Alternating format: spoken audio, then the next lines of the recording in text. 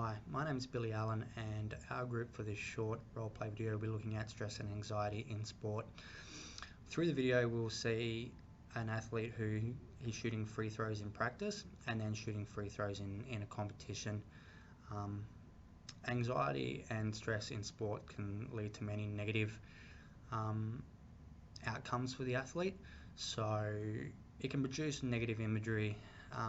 The athlete can see themselves missing important shots, which is going to make them more likely to miss that shot.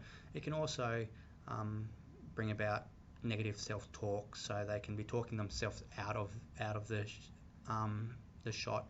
I can't make this shot.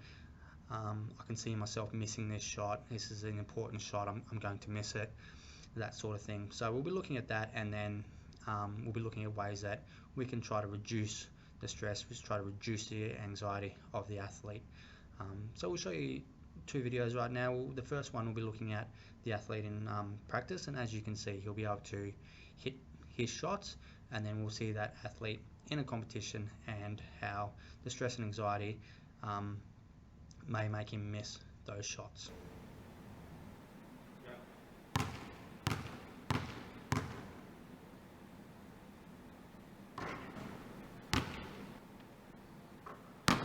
So there we saw a athlete taking a practice shot, getting them in, and then missing those shots in the competition.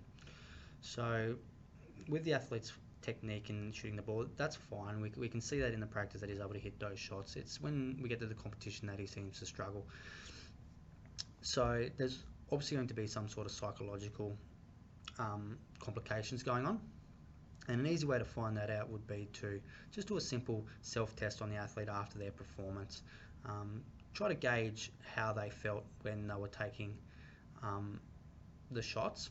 So things like on a scale from 1 to 10, how anxious was the athlete, how stressed out they feel, how aroused were they, and then you can sort of try and understand whether or not there was any negative self-talk or negative imagery happening at the same time.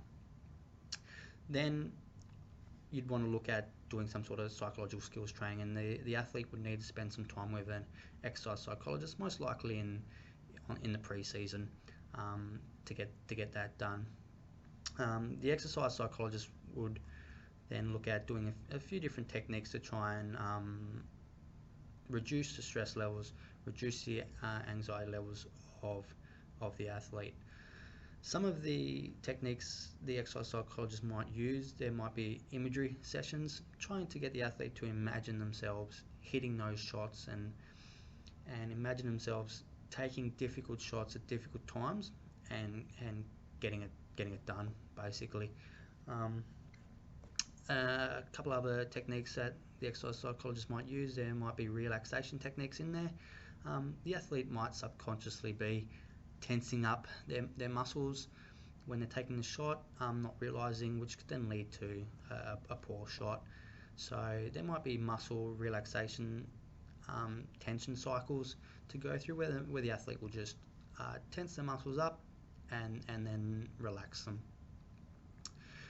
Also in the relaxation techniques, there might be some breathing techniques. This is quite important. The athlete wants to be able to learn how to really, and there is imagery involved in this as well, to really breathe nice and deep, fill the lungs up with air, and hopefully that can allow the athlete to bring their stress levels down, bring their anxiety levels down, become more calm, and then be able to make the shot that they need to. And that's basically it. Thanks a lot.